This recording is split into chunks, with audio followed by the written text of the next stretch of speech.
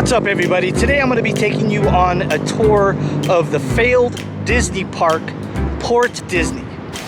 So right now you're looking at a map, and on that map is going to be a blinking dot of everywhere I'm going to be. So whenever I'm in an area, the dot is going to blink in that area, just to give you a better idea of the whole surrounding of where Port Disney was going to be. Now, this video isn't going to go over the history or anything. I already got a video on that one. You can check that one out at the end of this video, how Disney acquired the land and how the park actually failed. But for this video, we're just going to do the tour, so there's not going to be much history, just basically, this is where this is where that is. Having said that, I am going to say that in 1990 is when the Disney Corporation unveiled their new Disney park. Now, this was completely in the works. They spent a lot of money on the design of all this, so this was not just thinking about it in the office. They were actually already working on it when they announced this park opening. So let's get to it. So the first place that we're going to look at is right here. Obviously, all of this is in Long Beach, California. This here is considered the Marina Green Park.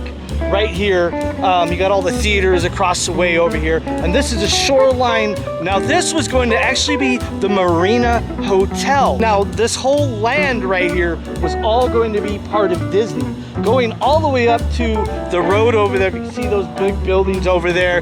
That's Ocean Boulevard, and all this land was going to be pretty much Disney.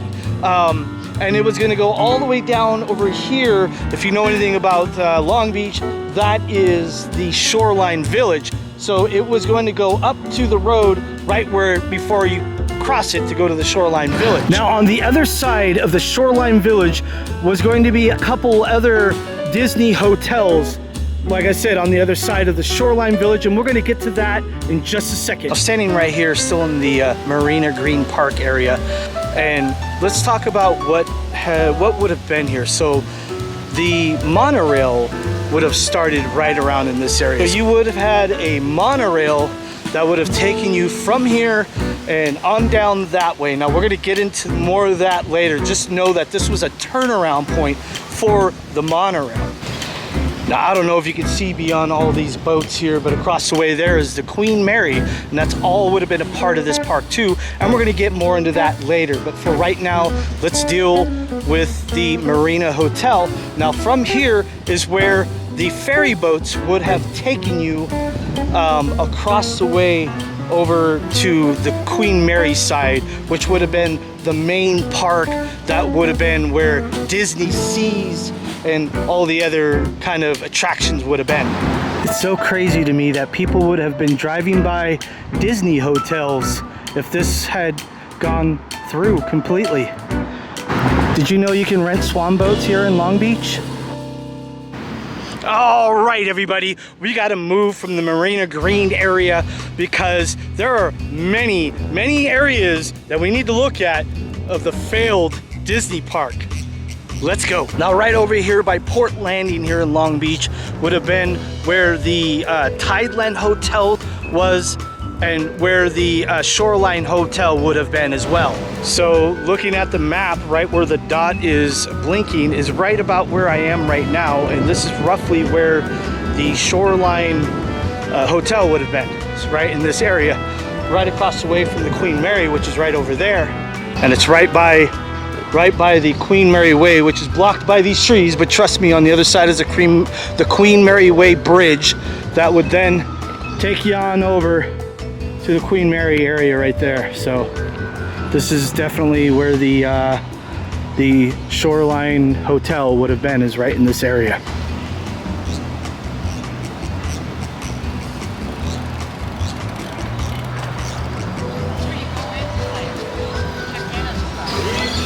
It's kind of crazy to think that Disney would have had all this beautiful land right here, all dedicated to Disney. More and more I look into this, the more and more I'm kind of happy it didn't happen, because, I mean, look at this. This is all just beautiful area that I want to be for the public and not for some, you know, massive corporation. Not to get all political here, but you know what I'm saying. Like, I like the fact that this walkway is for everybody and not for paying customers. Standing over here on Shoreline Drive, right across the street from me here would have been the Tideland Hotel, the Disney Tideland Hotel. And it's a little hard to figure out how far down the block it would have gone. It looks like maybe at least to this bridge, and then over here just across the street would have been the Disney Shoreline Hotel on this side. Boom, boom. And it's hard to say what would have happened to the aquarium. It's kind of interesting that this would have all been Disney property. So I just looked it up. This is the Aquarium of the Pacific, and this opened up in 1998, whereas when Disney was pushing for Port Disney, that was around 1990. So this was not here yet. Mystery solved. Look, I love Disney. I love Disney parks. I don't love everything about Disney, but I do love their parks. But I'm really happy that this is here instead. Just saying.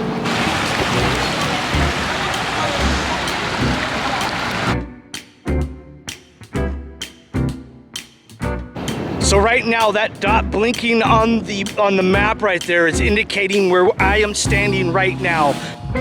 Now standing on the other side from where we were just at. We were over on that side, on the other side of the canal. This side here, pretty much where the Queen Mary is right there, turning around all the way to that bridge right there, which is the Queen Mary Way. This would have all been the Canal Hotel.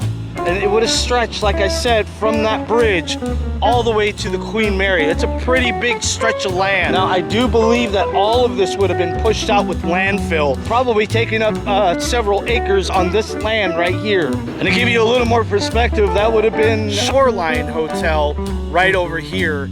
And then the monorail would have taken you from the Marina Hotel. That would have been the turnaround point that would come around here, kind of adjacent to the bridge here, which is the Queen Mary Way Bridge, and then it would come back around this way and take you down, all the way down to the other side of the Disney park. Now, of course, the monorail wouldn't have been the only thing that would take you over here. You could also take ferry boats. The ferry boats would take you from those hotels over to the main Disney Sea area, heading over here closer to the Queen Mary.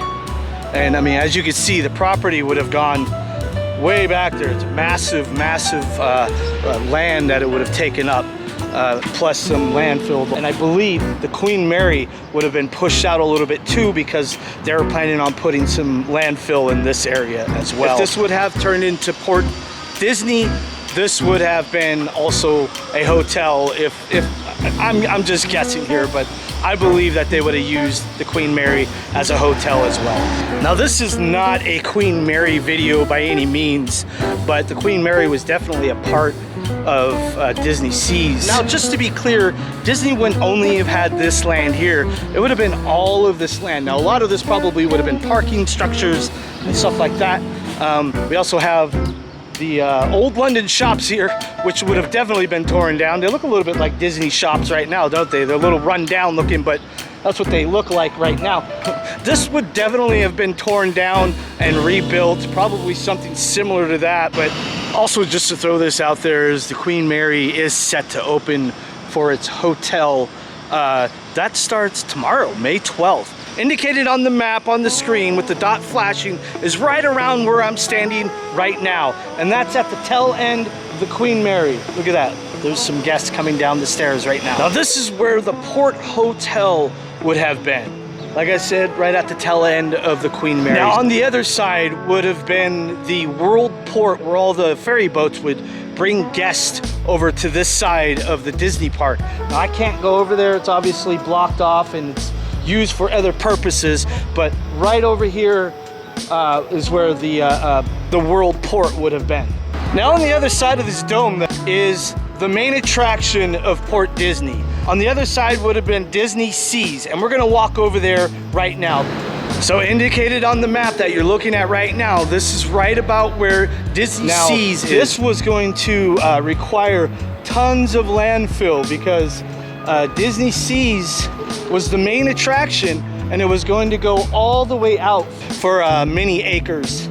And it would have had all the main attractions, the roller coasters, and this right here, this is where the monorail would have come and dropped people off and turned around and done the whole loop around again back to the hotels. So yeah, this is where the monorail would have taken you and looped around.